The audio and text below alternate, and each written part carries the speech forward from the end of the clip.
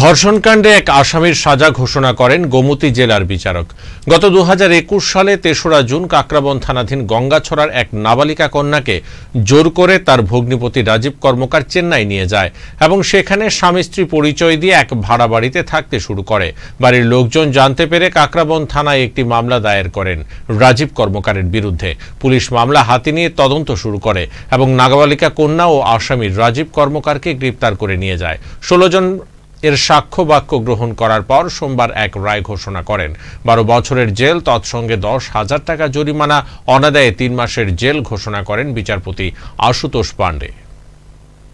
গত 3/6/2021 সে তার বড় বোনকে, ভিকটিমের বড় বোনকে আসামি তার নিজের আত্মীয় বাড়িতে আগরতলাতে পাঠিয়ে ছোট বোনকে পরের দিন 3/6/2021 যখন মাস্টার বাড়িতে সে যাচ্ছিল তখন একটা মারুতি গাড়িতে করে সে আগরতলা নিয়ে গিয়েছিল। পরবর্তী সময়ে সেখান থেকে এয়ারপোর্ট হয়ে চেন্নাইতে সে নিয়ে গিয়েছিল।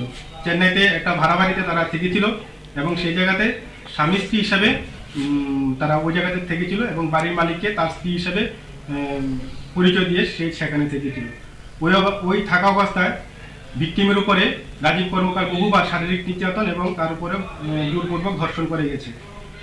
যখন ভিকটিম যথাসময়ে প্রাইভেট টিউটর থেকে বাড়িতে আসছিল না, তখন ভিকটিমের বাবা মামলা করেছিল কাকরাবন থানায় এবং কাকরাবন থানা মামলা হাতে নিয়ে এবং তাদের সঙ্গে যোগাযোগ করার চেষ্টা করেছিল। পরবর্তী সময়ে থানার মাধ্যমে ভিকটিম এবং আসামিকে আগরতলা এয়ারপোর্ট থেকে তারা অ্যারেস্ট করেছিল। এই অ্যারেস্ট করার পরে এই মামলায় তদন্তকারী অফিসার ছিলেন মাধবী দেববর্মা, উনি মামলা তদন্ত করেছিলেন।